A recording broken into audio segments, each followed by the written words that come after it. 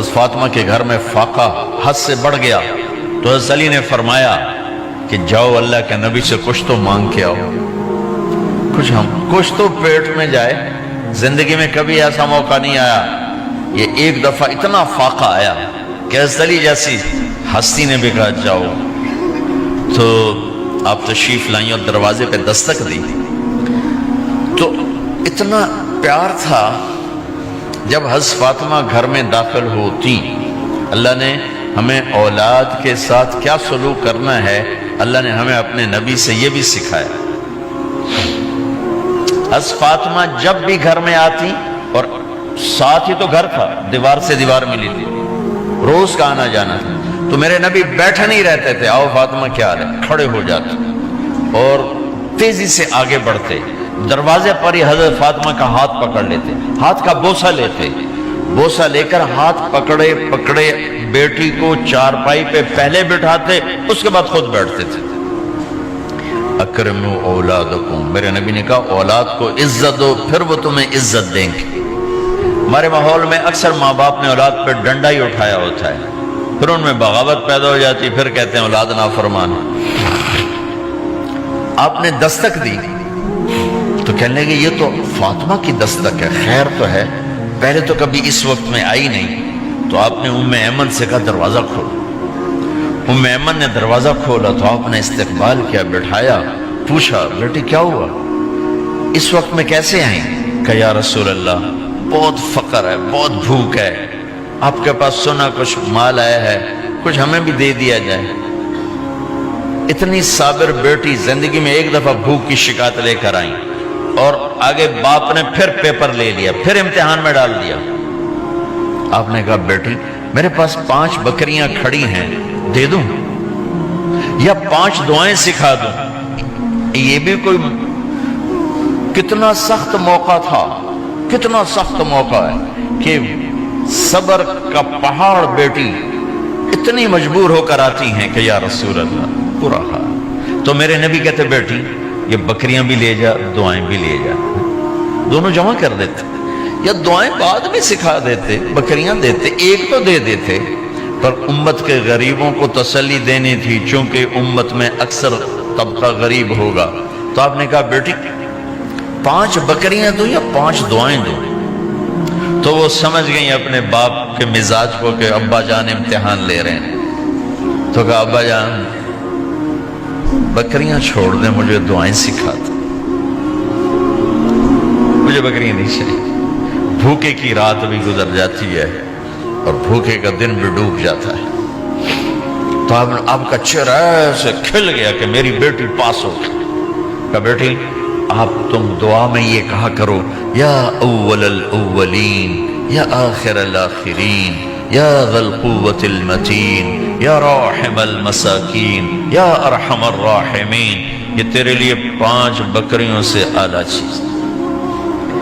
اب گھر واپس گئیں خالی ہاتھ۔ حضرت علی نے فرمایا تو کچھ بھی نہیں لائی؟ کہا نہیں لائی ہوں، بہت کچھ لائی ہوں۔ کہا کیا؟ کہا میں دنیا لینے گئی تھی، آخرت لے کے آ گئی۔ ذہبت للدنیا وجئت بالآخرہ۔ تو حضرت علی نے فرمایا تیرا آج کا دن سب سے اعلیٰ دن، خیر ایامک ھذا۔ داماد کا امتحان لے لیا، حضرت علی کو بلا لیا، علی 5000 بکریاں دو کہ 5 دعائیں دوں؟ اس وہاں تو 5 بکریاں، اب 5000 کر دیں۔ علی 5000 بکریاں لیتے ہو یا 5 دعائیں لیتے ہو؟ تو بھی سمجھ گئے کہ آج میرا محبوب مجھ سے امتحان لے رہا ہے کہ علی کتنا کو مضبوط ہے اپنے ایمان میں۔ اور فاقے میں نے بتا دیے کیا گزر رہے ہیں۔ آدمی اپنی بھوک سہ لیتا ہے، اولاد کا رونا برداشت نہیں ہوتا ہے۔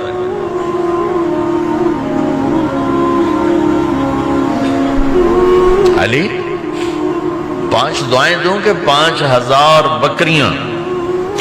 حضرت علی نے عرض کی یا رسول اللہ دعائیں سکھا دیں، بکریاں نہیں چاہیے۔ میرا نبی کا چہرہ کھل گیا کہ میرا داماد بھی پاس ہو گیا۔ علی تو یہ دعا مانگا کر روزانہ، اللہم اغفر لی ذنبی ووسع لی خلقی وبارک لی فی رزقی وقنعنی بما رزقتنی ولا تذهب قلبی الی شیء صرفتہ عنی۔ یہ 5 دعائیں تو مانگا کر، 5000 بکریوں سے زیادہ ہے۔ اللہم اغفر لی ذنبی، اللہ میرا گناہ معاف کر، وسع لی خلقی، میرے اخلاق عالی شان کر، بارک لی فی رزقی، میرے رزق میں برکت دے، قننی بما رزقتنی، مجھے لالچ سے نکال دے، مجھے لالچی نہ بنا، مجھے حریص نہ بنا، ولا تذهب قلبی الی شیء صرفتہ عنی، جو تو نے مجھے دیا نہیں اس کی میرے اندر سے طلب بھی ختم کر دے، مجھے اس کا طلبگار بھی نہ بنا، کہ یہ 5000 بکریوں سے زیادہ ہے۔ بس فاطمہ رضی اللہ تعالیٰ عنہ سے ملنے گئے، کہا بیٹی میں اندر آ جاؤں، میرے ساتھ عمران بھی ہیں، ایک صحابی تھے عرب سردار، میرے ساتھ عمران بھی ہیں۔ کہا ابا جان میرے گھر میں اتنی چادر نہیں کہ اپنے آپ کو چھپا سکوں، پردہ کرنے کے لیے میرے پاس چادر کوئی نہیں، تو آپ نے اپنی چادر اندر دے دی، کہا اس سے پردہ کر لیں، تو لپیٹ لی۔ اب اندر آئے تو آپ نے پوچھا میں نے سنا تھا تو بیمار ہے، میں تیرا حال پوچھنے آیا ہوں، تو باپ کو دیکھ کے آنسو نکل آئے کہ یا رسول اللہ بیماری بھی ہے اور بھوک بھی ہے، دونوں ہی ہیں، صرف بیماری نہیں بھوک بھی ہے، بڑے بڑے مصیبتوں سے لڑ جانے والے ماتھے پہ کبھی بل نہ آیا، بیٹی کے آنسوں نے پگھلا بھی دیا اور رلا بھی دیا، آپ بھی رو پڑے، آپ بھی رو پڑے۔ پھر کہا میری بیٹی نہ رو، والذی بعث اباک بالحق ما دقت من 3 ایام طواقا، آج تیسرا دن ہے میں نے ایک لقمہ نہیں کھایا، میں تیرے ساتھ۔ اور میری بیٹی میں تمہیں بتاؤں، میرے رب نے مجھے کہا تھا میرے حبیب اگر آپ چاہیں تو احد پہاڑ سونا بنا دو، 10 میل لمبا چوڑا ہے احد پہاڑ، 10 میل، میں احد پہاڑ سونا بنا آپ کی خدمت میں پیش کروں؟ تو میں نے کہا نہیں یا اللہ مجھے نہیں چاہیے، میں ایک دن بھوکا رہوں گا، ایک دن کھانا کھاؤں گا۔ پھر فرمایا بیٹی کیا تجھے یہ عزت کافی نہیں ہے کہ اللہ نے تجھے جنت کی عورتوں کا سردار بنا دیا؟ یہ سرداری سونے چاندی میں تل کے نہیں ملی ہی، ہوئے ہوئے ہوئے میں قربان جاؤں۔ بھائیو اب سب ماشاءاللہ نوجوان نظر آ رہے ہو، تھوڑا وقت نکال کے اگر آپ پڑھے ہوئے ہو اپنے نبی کی زندگی پڑھا کرو، اپنے نبی کی زندگی پڑھا کرو، بڑا ایمان بھی بنے گا، حوصلہ بھی ملے۔ آپ حسن حسین کو کہتے تھے میری آنکھوں کی ٹھنڈک، میرے جگر کے ٹکڑے، میرے سینے کی ٹھنڈک، میرے لاڈلے، جنت کے چاند، جنت کے سردار، میرے 2 پھول، یہ سارے الفاظ حسن حسین کے لیے ہیں، اور ان کے بھوک کی وجہ سے رونے کی آواز سنتے تھے اور تڑپتے تھے، لیکن روٹی نہیں مانگی ان کے لیے، روٹی نہیں مانگی، کہ اپنی امت کے غریبوں کو تسلی دینی تھی کہ اگر میں فقیر بن کے جا رہا ہوں تو تمہارے اوپر بھی امتحان ہے، چند دن برداشت کرو۔